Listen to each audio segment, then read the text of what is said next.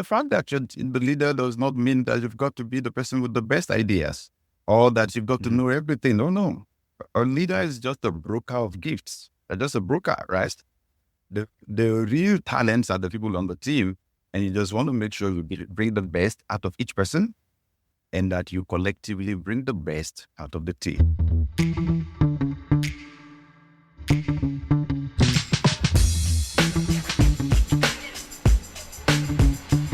Welcome once again to Relationships at Work, your leadership guide to building workplace connections and avoiding blind spots. I'm your host, Russel Lolacher, a communications and leadership expert with a couple of decades of experience under my belt and a whole heap of curiosity on how we can make the workplace a better place. If you're a leader trying to understand and improve your impact on work culture and the employee experience, well, you're in the right place. Today we're talking innovation. We certainly talk about it a lot in the workplace anyway. From our executive to middle management, to the values of our organization, to it being stuffed into every vision and mission statement that seems to be crafted before our eyes. We all want to be innovative. All organizations do. And it's always more innovative. It's never less innovative. But what do we mean when we talk about innovation? Are we all talking about the same thing? Are we talking about the same journey to get there? Because there are a lot of myths around innovation. Strategizer, which is an innovation consultancy, analyzed persistent myths that generally derail innovation efforts in organizations. Their research actually identified misconceptions like a need for bigger innovation bets, or the focus on technology over business model innovation, or the belief in natural innovators. It just happens naturally. Yeah, we're going to talk about a bit about that. Second, research published in the Journal of Applied Psychology examined how leaders with inflated egos often misunderstand the innovation process, leading to poor outcomes and a decreased effectiveness all around. And last, there was a study by Deloitte not too long ago that surveyed 3,000 individuals and found that 39% of employees experience unconscious bias as it relates to innovation at least once a month. Now, this indicates there's some serious misunderstandings about who can innovate within organizations. If people are already making assumptions around who and who can't because of their unconscious bias, that's not good. So there are myths, there are egos, there is unconscious bias. Hell, we are getting in our own way, which we have to figure out or we'll never get to this promised place of innovation. Dr. Sam Adeyemi is my guest today, and he's been helping leaders across the world to shift their mindsets to be more innovative. Today, we're going to bust some myths and really dig into what innovation is and is not. Hold on.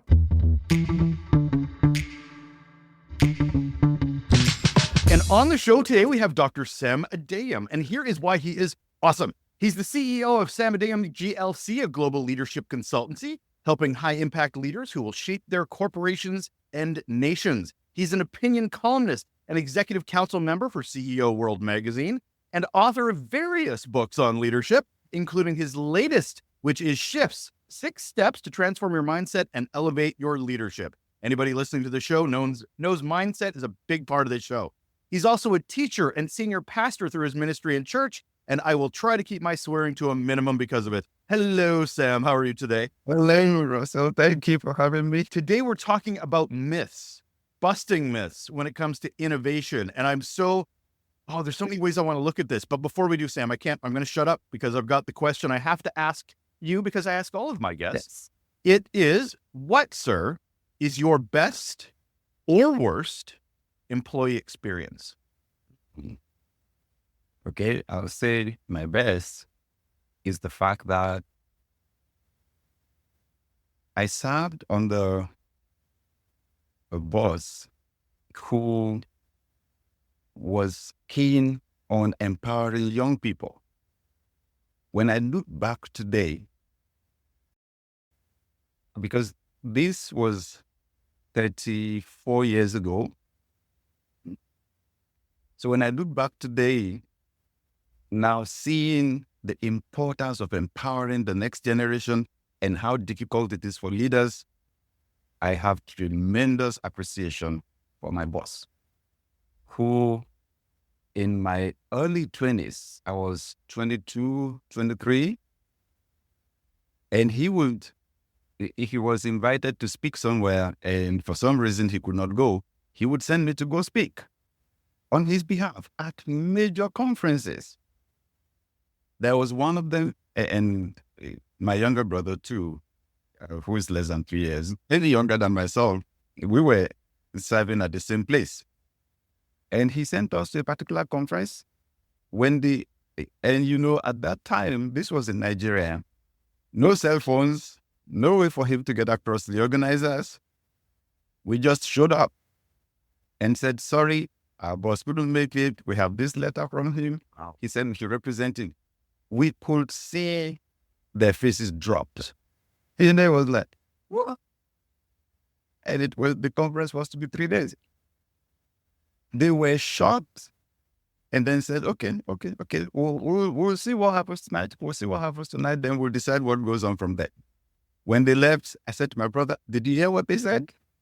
Something's got to happen here tonight, okay? You go first tonight. I'll go tomorrow.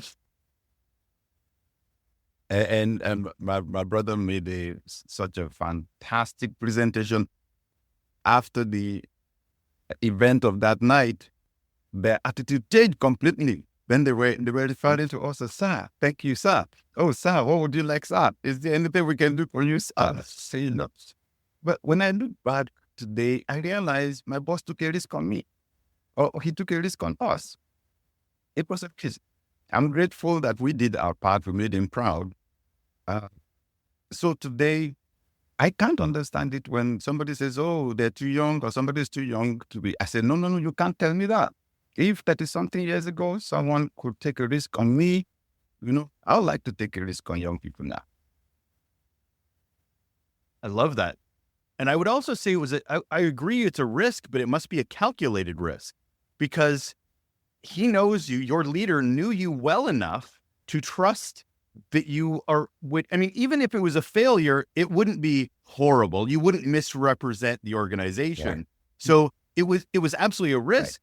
But as a leader, knowing your people, knowing them, at least there was confidence in that. Absolutely. I agree. As he had given us, actually, he had taken the small risks before that, right? Giving us smaller opportunities, right? And we have been learning and honing our skills and so on. So I agree with you. It was a calculated risk. If something failed, I agree it wasn't going to be a complete disaster.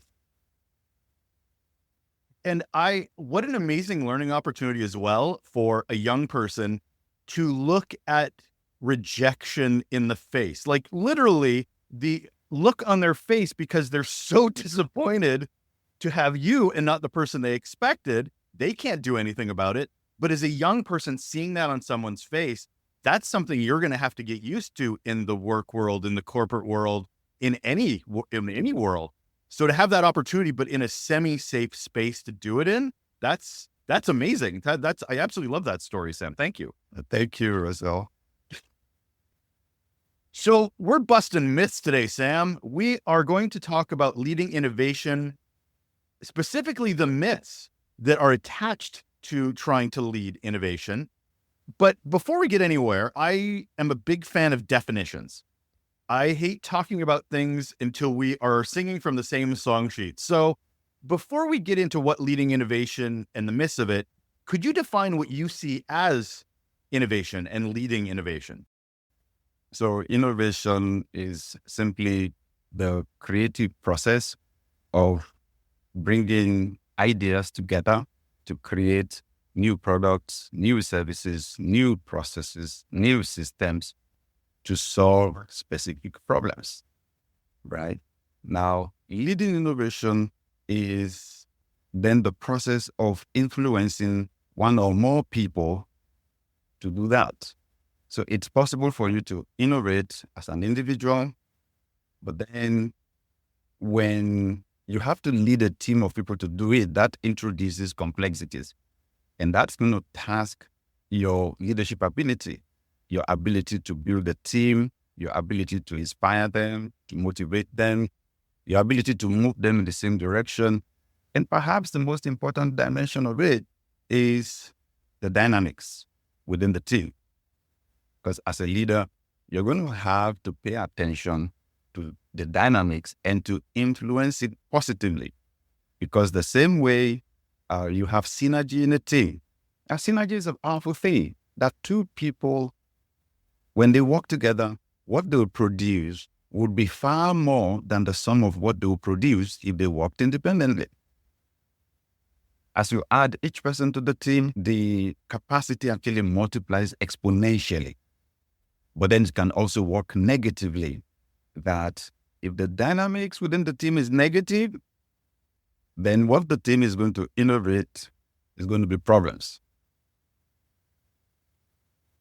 So you talk about synergy, and that brings me to trying to understand what are the ingredients for building innovation in a team. You've sort of touched on a few there, but I want to get a little bit more concrete. Right. I think the first, Russell, and this speaks to this podcast, the essence of this podcast, the first is the relationships.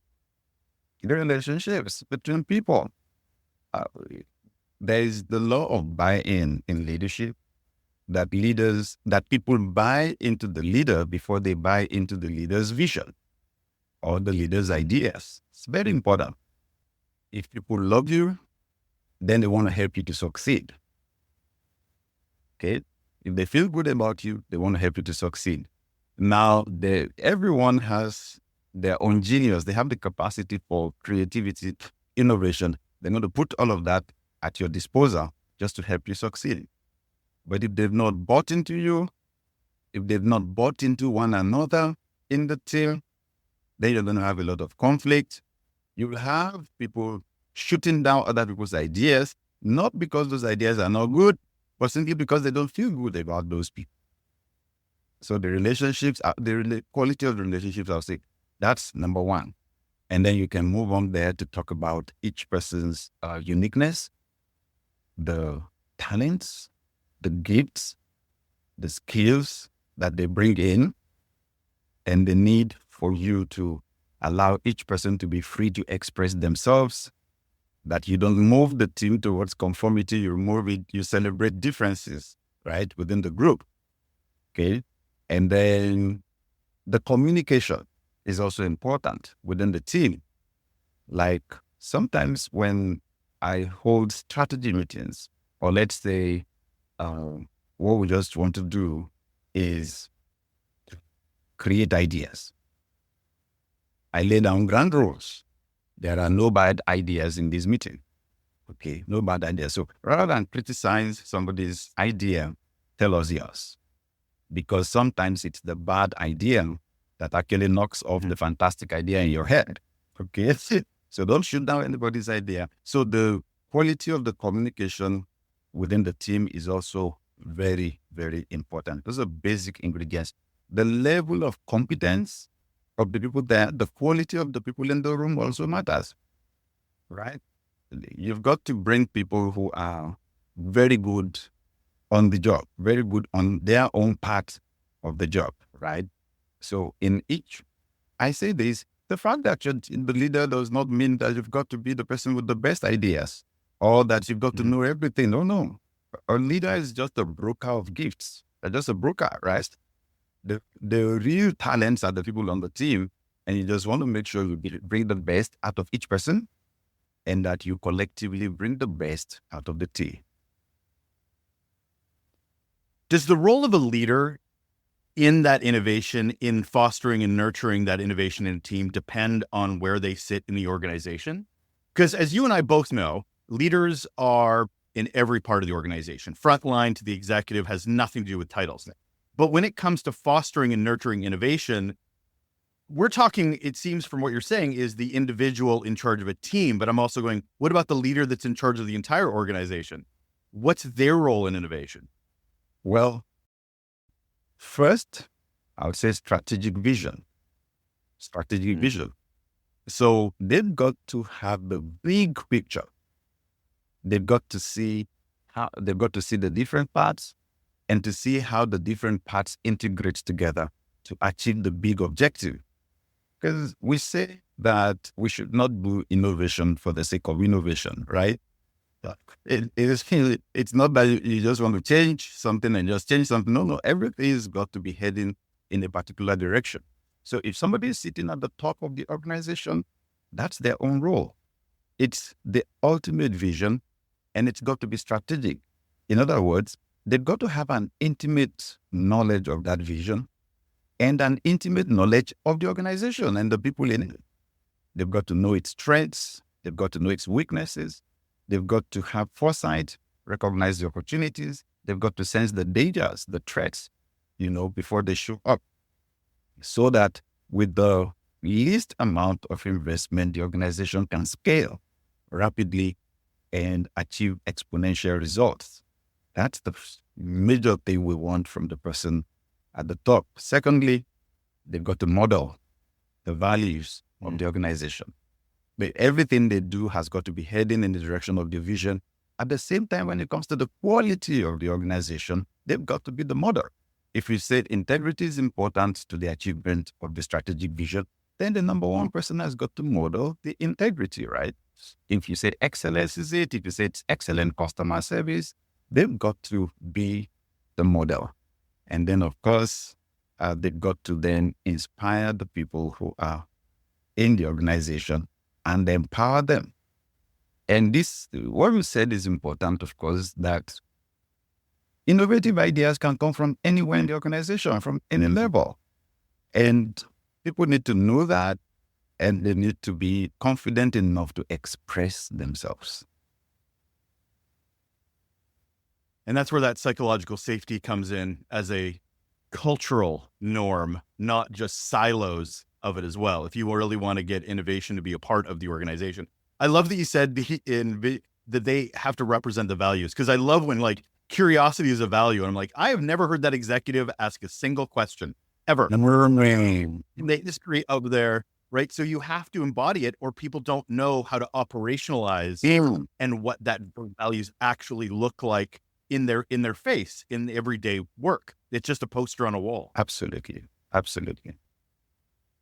So you touched on this. Before I want to get into the myths, I'm kind of curious where organizations get it wrong about innovation. Yeah. You mentioned that innovation for innovation's sake. I would throw out people use it as a buzzword almost too much. Right. Like it's not defined. They just, it's innovative. I'm like, no, you just changed your email signature. That's not innovation. That is just a thing you did. So what are organizations getting it wrong? Because we certainly talk about innovation enough. Yeah. Oh, well, I'll say first, you've got to understand the DNA of your organization. So we describe organizations in two ways when it comes to innovation: analyzer with innovation and analyzer without innovation. The analyzer with innovation is the organization that is original, right? They create ideas, they test ideas that others in the industry have not even created, right? The analyzer without, and they succeed with that. The analyzer without innovation is the organization that pays attention to what is going on in the industry, all the new innovations that are coming, and they copy the best. And they are very good at copying. Okay? That, an organization can succeed with that. That can be a strategy, right? Some organizations have succeeded with that. You just pay attention to the new innovations coming up in the industry. So you've got to look at your organization, look at your track record, and see what works best for you. I think that's the starting point. And decide on your innovation strategy. And then I think then the other dimension is to not be strategic about your innovation. In other words, some organizations don't pay attention to their own unique vision. What they're doing is actually that scanning.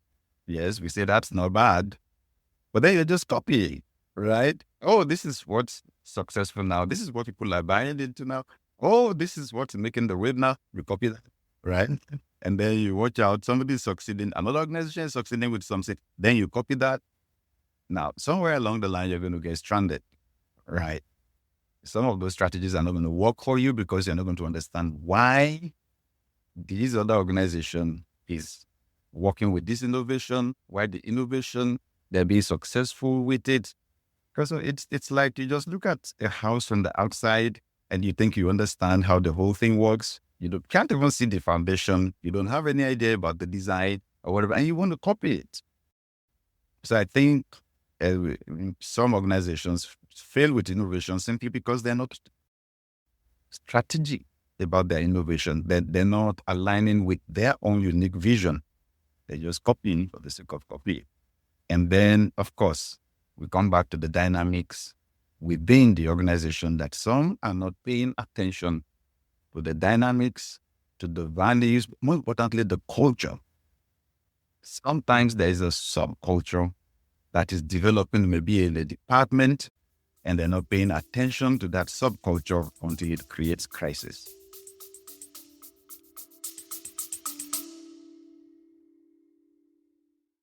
Hey, if you're enjoying the insights from our guests, you'll love our Raw Notes newsletter. It's packed with guest takeaways, the resources that inspire them, and my own tips on how we as leaders can be better humans for the humans that we're responsible for. Go to relationshipsatworkshow.com and subscribe now and help the workplace be more human.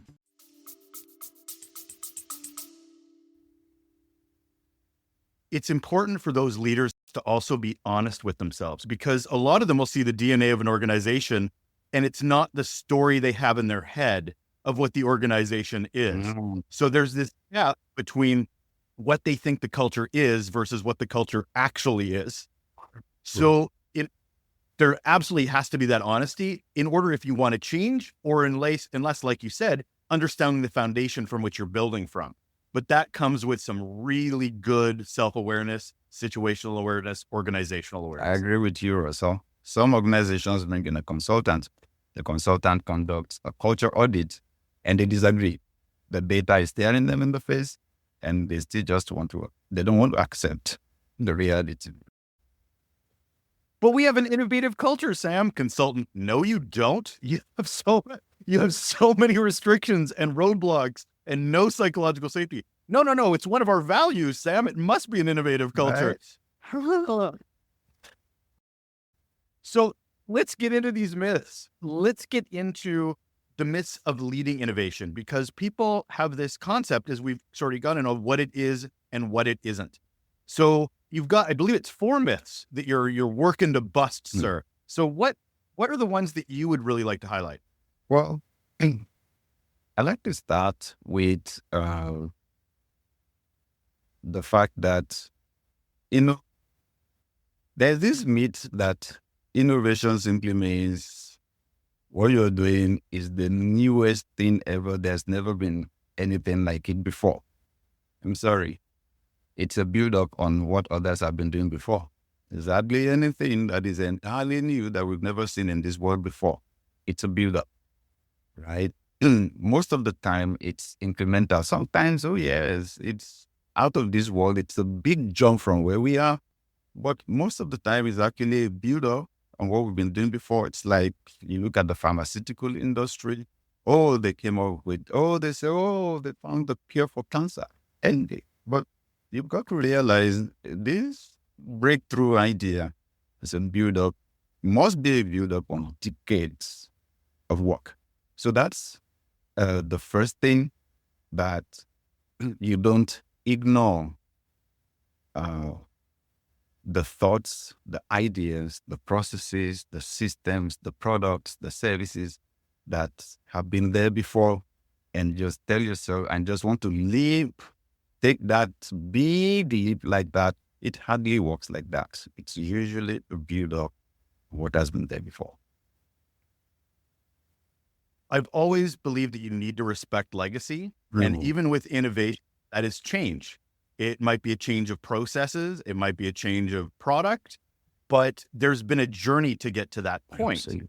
And any leader that suddenly goes, and we're veering in 180 directions, isn't respecting the work done, to your point, but also when it's bad. there are workers that have done loopholes and sort of workarounds that has worked for them, that they kind of need the respect and, I'm trying to think of the right word, sort of that acknowledgement that we know it was crappy. This innovation will fix things, but wow, you made it work even though it was crappy. Right. Yeah. Yeah. Exactly. Yeah. Is there another myth that I was hearing you speak on was about that innovation happens organically. People think it just, like you've mentioned this from your explanation right now, is that there is foundation to get to it. But there's a lot of leaders that just like, oh, it just happens on its own.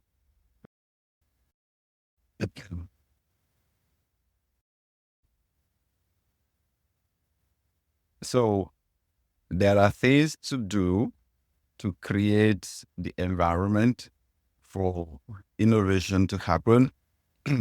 It doesn't just fall on you. And the starting point is just the fact that you've got to be a learning organization, an organization that encourages curiosity, an organization that allows dissent, because some of the biggest changes we've had in our world came out of rebellion, right? Yeah, it's when you just ask, why should it continue to be this way? Why should it be this way? Why shouldn't it be this other way? Now, if you have an environment where people feel uncomfortable, especially those that hold the positions high up there, if you see it, if you take it personal, take it as a personal attack, there's going to be big issues there. I come from a culture in Africa where you actually grow up being taught that you don't question elders, right? I still remember how I learned that at home. My dad would go play lawn tennis every evening. And I used to like seeing him in his white shirt and the shorts, right? And then I would say, oh, I want to go with you. And he would say, okay, don't worry, I'll come back for you. And he would go. He would not come back for me. So this particular day, I said, I want to go with you. He said, don't worry, I'm coming back for you. I said, you're lying. I just said it straight out like that. You're lying. I just saw my mom's hand swinging in the direction of my face and ducked. Then she made that statement that just hits me. I just said, you don't say that an elder is lying. Right? And now it's a cultural thing. And I found out that people grow into adulthood being afraid to express themselves. I mean, even as adults in an organization. So then as a leader, I have to work against that if I don't want it to create problems within our organization, right? So when people come in, I have a chat with them and tell them, your first 6 months here are very important. Some of us have been here for over 20 years. We're so close to some things, we can't see them anymore. You're just coming in. Whatever you see that you think should be done differently, speak up, okay? Speak up. At the meeting, it doesn't matter if you have some people that are senior to you in position, speak up at the meeting. Don't allow anybody to shut you down, okay? So sometimes leaders are not conscious of the fact that you can come and build innovation on a culture where people can't disagree, where they can't offer contrary opinions or express themselves in the first place. So we need to pay attention to those foundations first. The culture, the values that are lived out, not the ones written, right? On the walls. And leaders need to pay attention to that before we then are able to build a culture of innovation. That reminds me of a story. So I love co-ops. I love students coming in and working with teams in the larger organization who are getting that learned experience. The reason I love co-ops so much is, to your point, they don't have that baggage. They're coming in bright-eyed and bushy-tailed to come in, and they're excited. No jadedness, but they're coming in with fresh eyes. So I was working once with a co-op. She was Japanese, and she came from a culture that was very much You go in, you do your work, you do not question authority. And I had a meeting with her and I talked to her about going, you know what? I look forward to your ideas. If you think it's dumb, tell us. We don't know. It's the world we've lived in for so long. If you immediately go, why do you do that? Please let us know. And it took a bit of time for her to feel psychologically safe to go, oh, I'm literally allowed to do that. You're not just telling me I can, but it's actually a safe place to do it. Because she had a laundry list of all the things that we could be doing better. And she was just waiting for that. She didn't know she had permission until there was that relationship, to the earlier point, where she felt safe that this was a different environment than what she had been used to. And we were able to look at things in a completely innovative way because she brought this perspective in that was so invigorating for the team. And that got them excited. They're like, I'd never thought of it like this before. Right.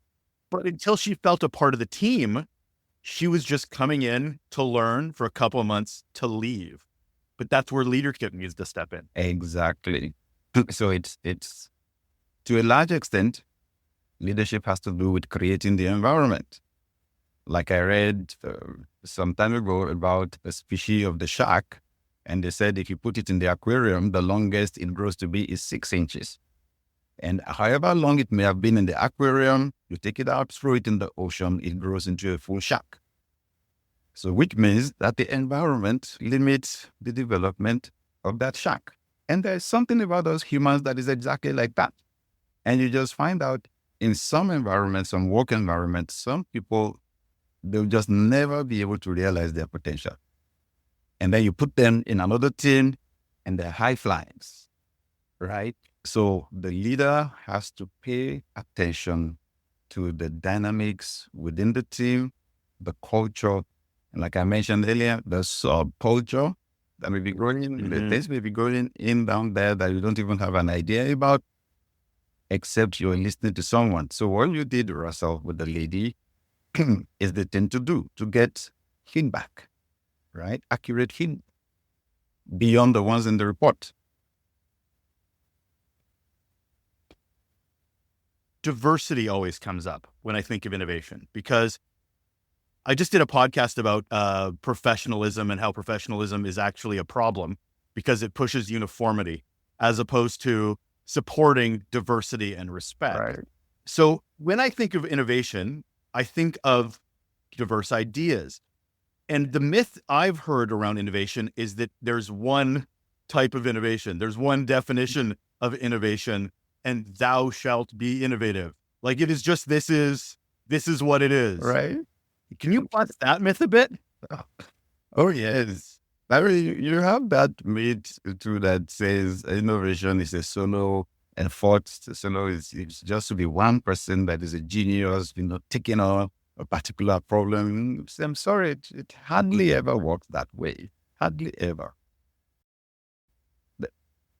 Nature itself teaches us that there are things you just will never be able to do on your own until you cooperate with somebody else. I mean, like, I have to cooperate with my wife for us to get our babies, right? Sodium stays on its own, chlorine stays on its own. The two of them come together, they form something neither of them could ever become on its own, salt. So it's also the way innovation works, that you actually have got to bring together ideas that are so disparate, so far-fetched, right? And it's amazing the way it works because they may seem not to be connected, and you find out at the end of the day, actually, that they're connected, right? This still brings us back to leadership. That leaders need to operate without prejudice. This is important. And the older we get, the more difficult it is, to work without prejudice or bias. Because even success creates a bias, right? It's like, oh, I've tested this. This is what's worked for me before. I've been in this scenario before. And sometimes you just need to drop that your old scenario because the environment has changed. The tools available have changed. Technology has changed and all that. So a leader's got to be able to allow that diversity. Diversity is actually the strength of a team. I know you have a lot more case if everybody thinks in the same direction, right?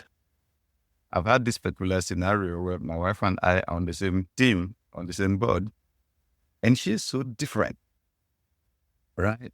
And at that time, she was the only female on the team. And we would be having a discussion and everything would be going so smoothly and so on until she would ask a question.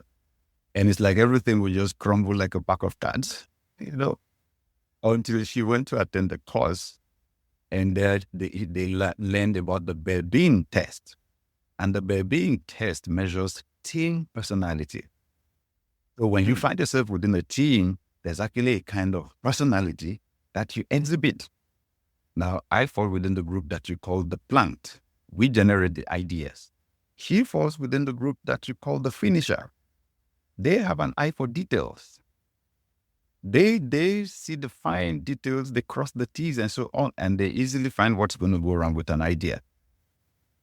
So sometimes when she would want to speak at a meeting, my heart would jump to my mouth because she just didn't know what was coming next. If there was going to be a problem, she would be the first to spot it. But she saved us from a lot of embarrassment. Even she did not understand that it was a gift, right? That it was a talent until she attended that program and ran the course. Because if you have a printed page and you give it to my wife, the first word she would notice is the one that is spelled correctly and incorrectly. And that word could be on the last line. Yet that's where she said it was even a source of concern to her. Like she would think, what people think I'm a bad person? Why is it the word that has a mistake that I pick out first, right?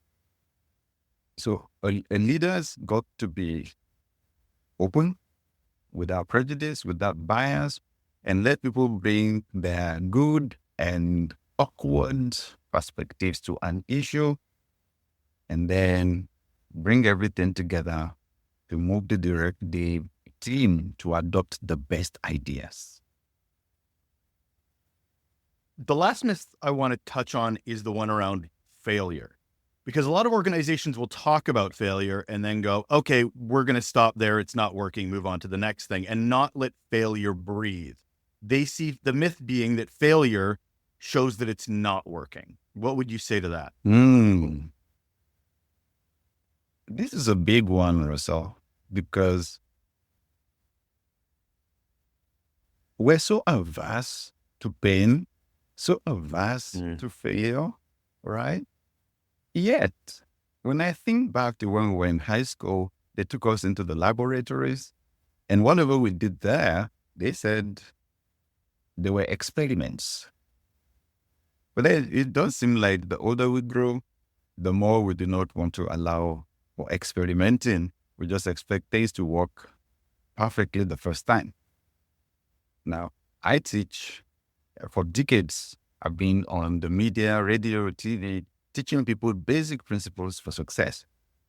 And I came to find out that failure is actually not the opposite of success like that. Actually, it is failure that leads to success. Yeah. So that's what happens in the lab. That's what happens with research. You fail and fail and fail.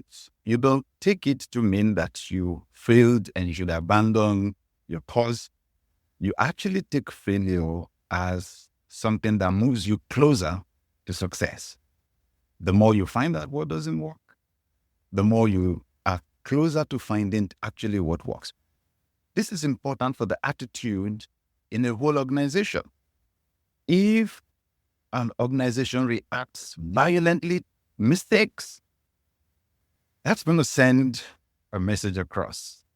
Except you get it perfectly here, you had better not try it because you're going to be roasted, right? And then you have the fear of making mistakes, the fear of, of failing.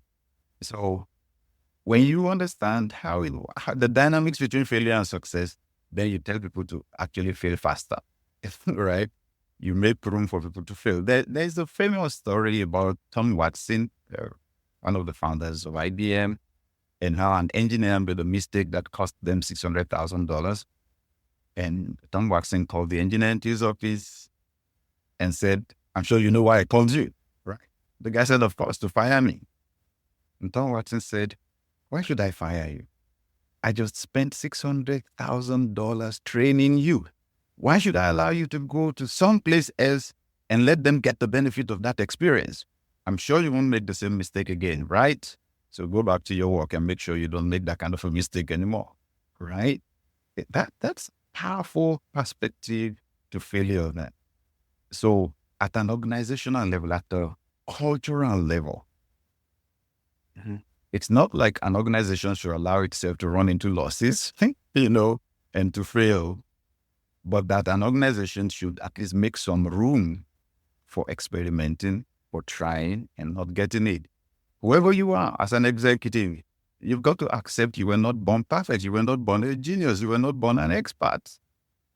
How many children actually stand up and walk straight the first time? You stand up, hit your bum on the ground, and stand again.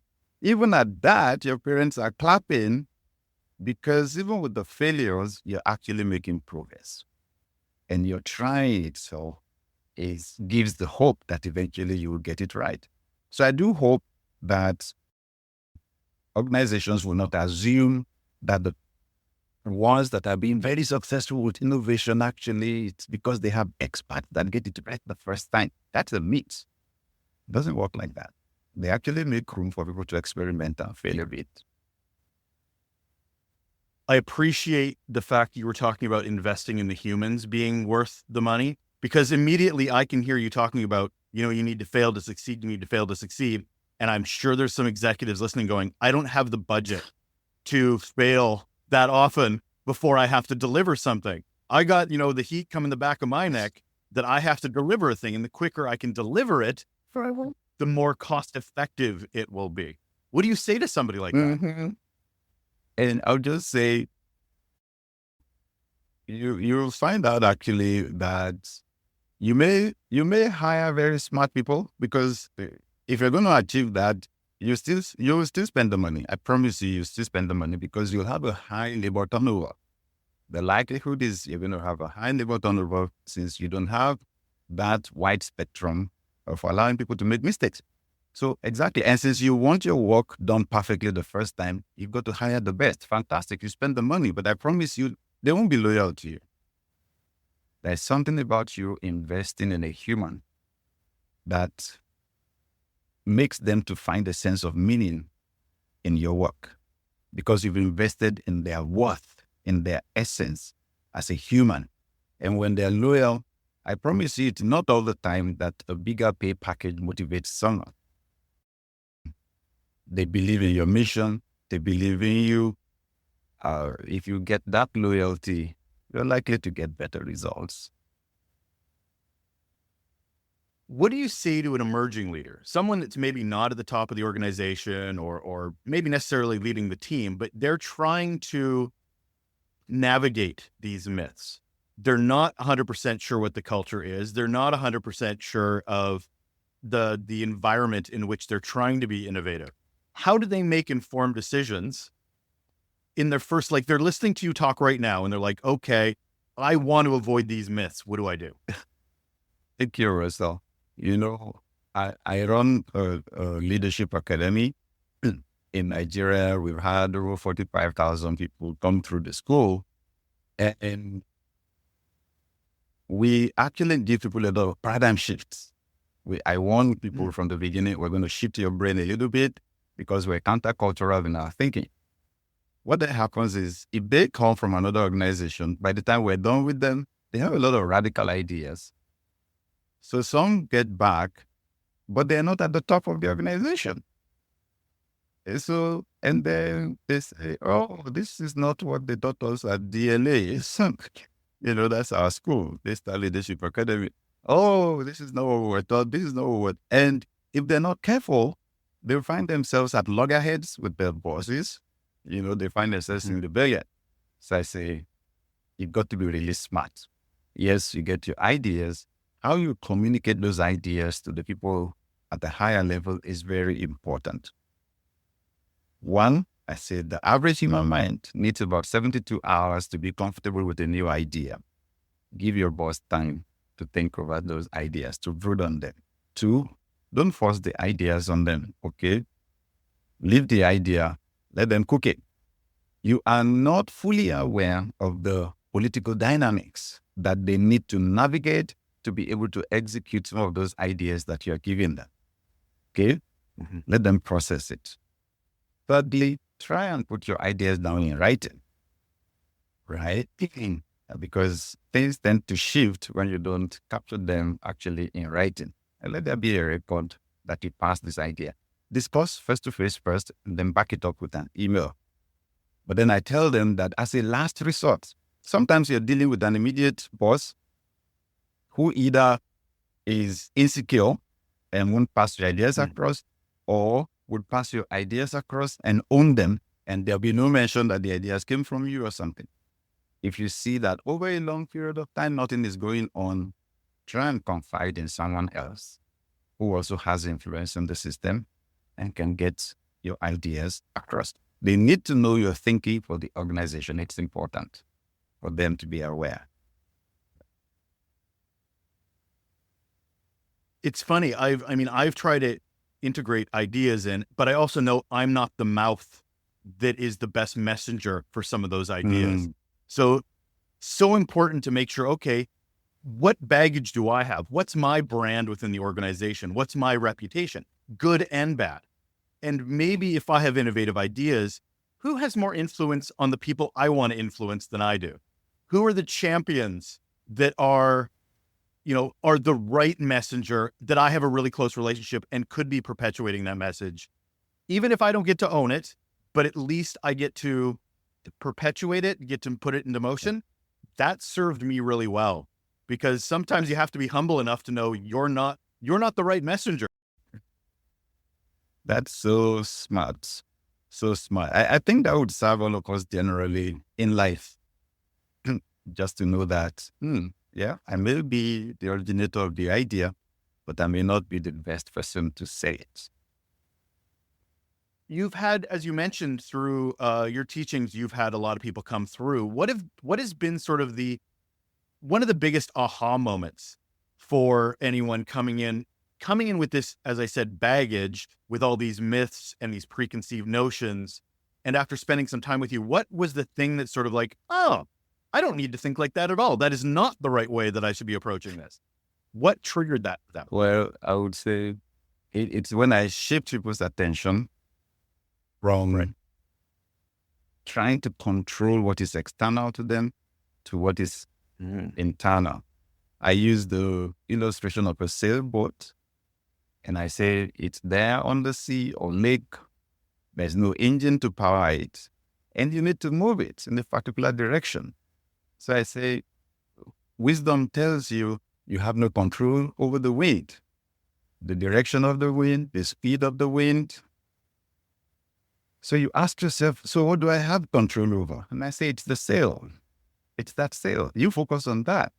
And that when you turn that sail at a particular angle, the wind that you cannot control actually takes you to where you want to go.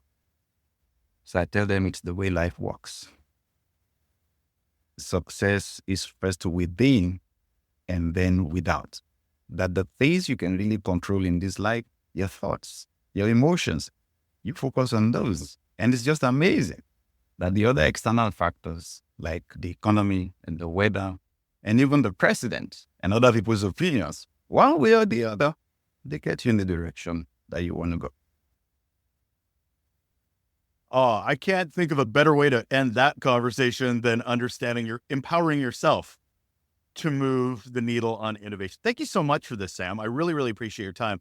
I'm not letting you get away, though, because one last question I have to ask. So looking at those relationships, which we started this conversation on, love that. What's one simple action people can do right now to improve their relationships at work? Oh, thank you so much. I would say at the root of it, cultivating empathy, caring, just taking time to pay attention to the other person, to your boss, to your colleague, right? and to see beyond the tasks, see beyond the work, and see them as humans, and ask yourself what's going on in their lives. Care about them. Now, of course, you got to respect your boundaries and find out how much people are willing to allow you to go. But if you just pay attention to someone, pay attention to their countenance, just pay attention to their lives, pay attention to what's going on, you can at least ask a question.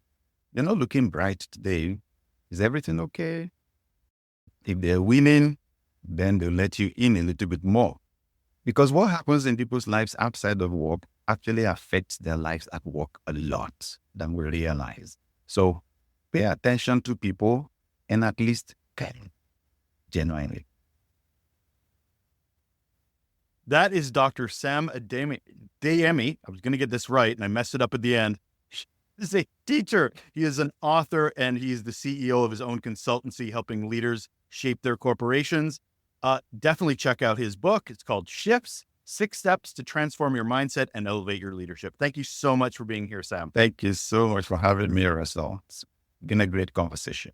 That's it. That's all. That is another episode of Relationships at Work, your leadership guide to building workplace connections and avoiding blind spots. Thanks again to Dr. Adeyemi, who was amazing in sort of digging and navigating into what innovation is and frankly isn't, and some of the myths that are getting in our own way. We all need to be or want to be more innovative. And I think we sometimes have this bigger picture when innovation is a daily practice, especially the environments we want to create that foster that innovation. So thank you for joining me, you leaders, we're all learning, we're all growing, and I hope you grew a little bit more by listening to this show. I look forward to talking to you again, and I'm just going to leave it right there. I'm going to say goodbye. I look forward to talking to you again in the Thursday episode, because after our guest episodes, coming up on Thursdays is our mini episode. So I hope you get a chance to listen. And if you love these podcasts and you like what we're talking about and digging into and the honest conversations about leadership, please share. Please let others know. Could be just an offhanded comment or an email to somebody going, you should really check out Relationships at Work. We're still growing, and I still appreciate any effort you provide. So thank you so much. Take care.